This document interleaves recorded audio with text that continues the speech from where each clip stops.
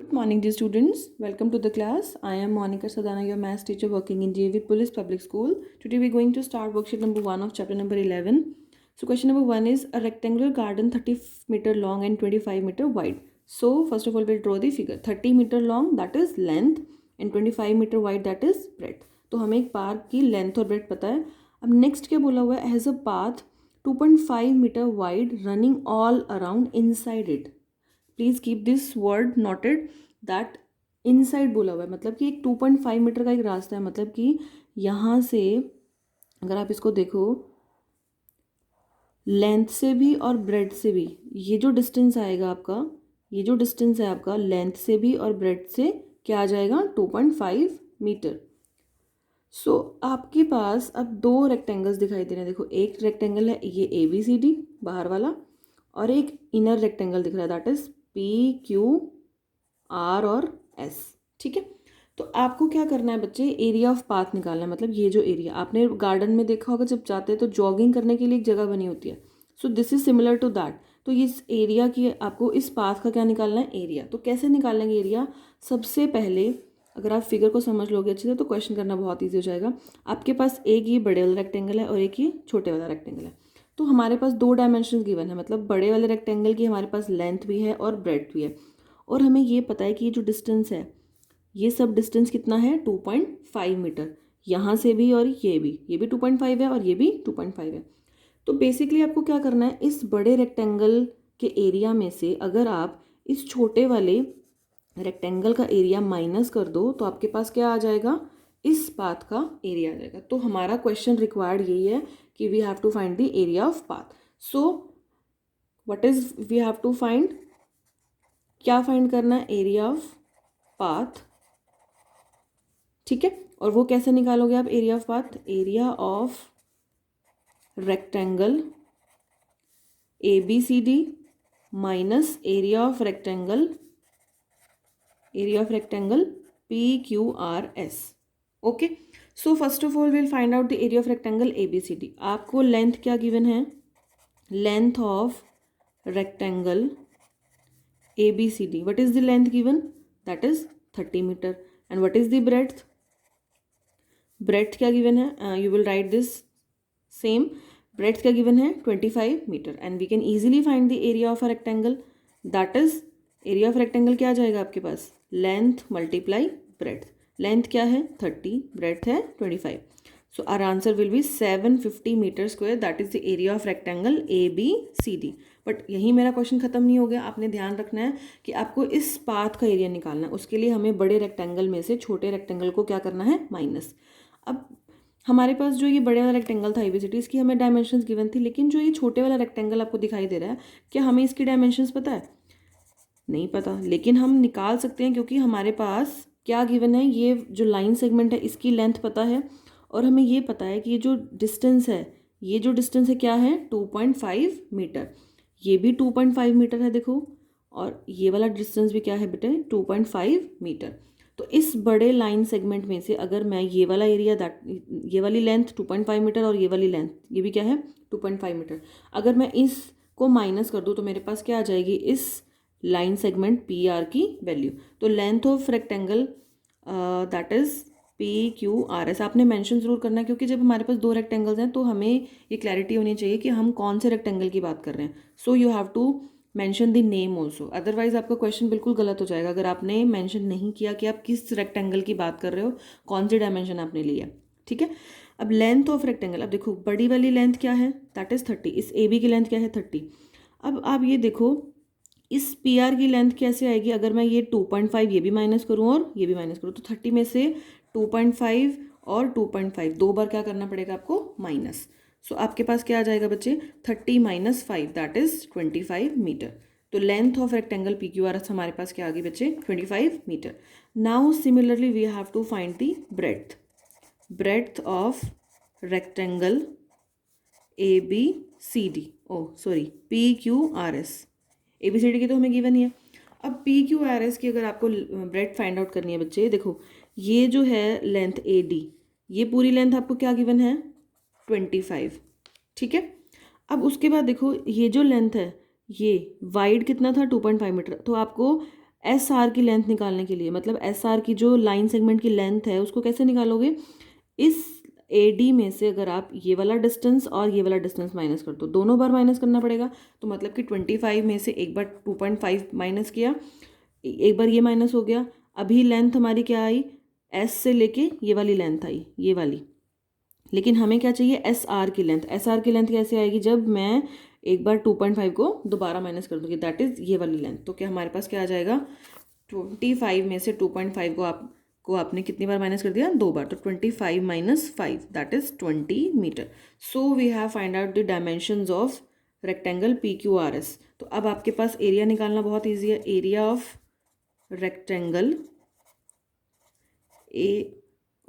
P Q R S, area of rectangle P Q R S, वो क्या है, length into breadth. Length क्या है बच्चे 25 और ब्रेड्थ क्या है 20, तो क्या आ गया हमारे पास 500 मीटर स्क्वायर। अब हमारा टारगेट क्या था, एरिया ऑफ पाथ।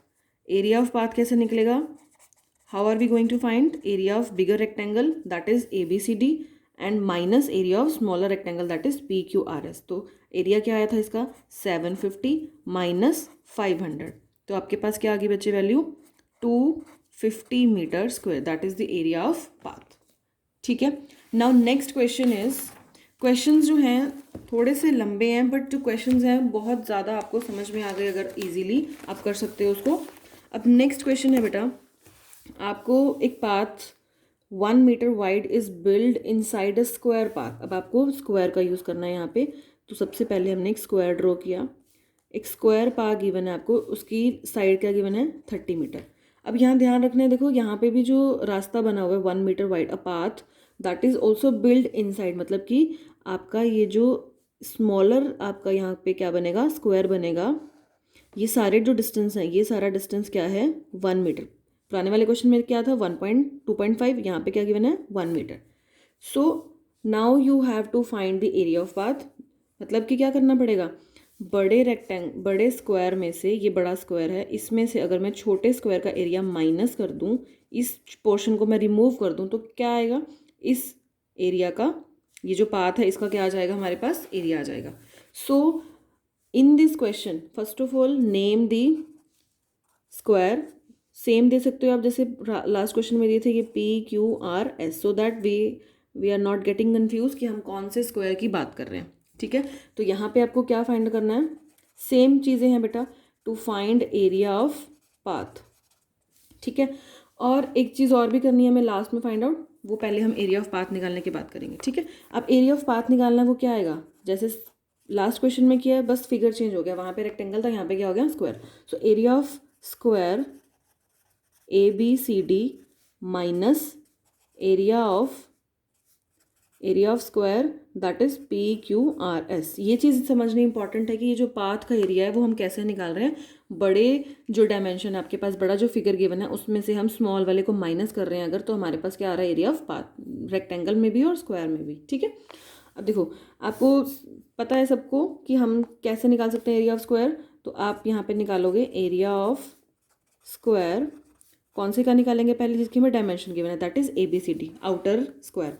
तो area of square A B C D क्या आएगा, side into side, and what is the side given 30, so 30 multiply 30 is 900 metre square. Okay, अब देखो आपको एरिया किसका निकालना है, पी क्यू आर एस का।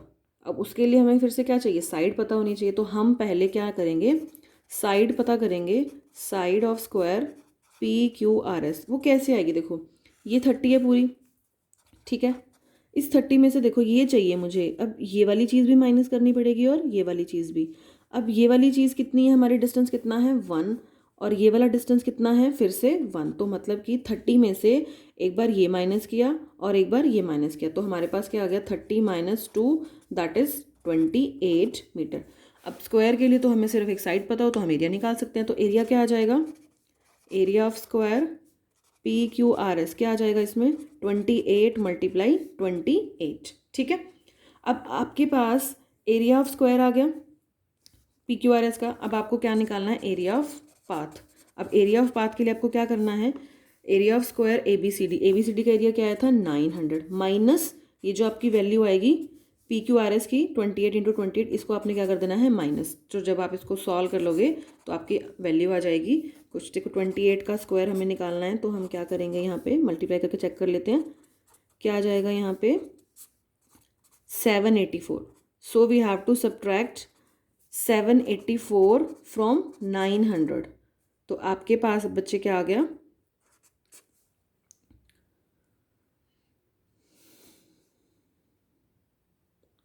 आपके पास आ गया 116 मीटर स्क्वायर। अब एक चीज़ इंपॉर्टेंट आपने देखनी है क्या, एक लास्ट में आपको एक लाइन बोली है, बहुत सारे बच्चे इसको छोड़ देते हैं पेपर में क्योंकि वो एरिया ऑफ पाथ निकाल के क्वेश्चन फिनिश कर देते हैं, लेकिन आपने ध्यान रखनी क्वेश्चन में दो चीज़ें पूछी हुई थी। First area of path we have done, second thing is calculate the cost of constructing the path at the rate of ₹70 per metre square. आपको पूछा हुआ है कि अगर आपको इस रास्ते को कंस्ट्रक्ट करना है 1 मीटर स्क्वायर पे आपको 70 रुपीज़ लग रहे हैं। देखो cost of constructing the path, cost of constructing the path at for 1 metre square, 1 metre square के लिए आपको 70 रुपीज़ लग रहे हैं, ठीक है। और हमारा जो पाथ है उसका कितना एरिया है 116। So cost of constructing the path for 116 metre square, तो क्या करना पड़ेगा, 1 की गिवन वैल्यू आपको 116 की निकालना है। So what will do, you will multiply. तो 116 को आप 70 से मल्टीप्लाई कर दोगे तो आपके पास आ जाएगी रुपीज़ की value. So this is the total cost for constructing the path for 116 meter square. So that's all for today. Now you will do question number 1, 2, 4 and 5. You will complete these questions in your notebook.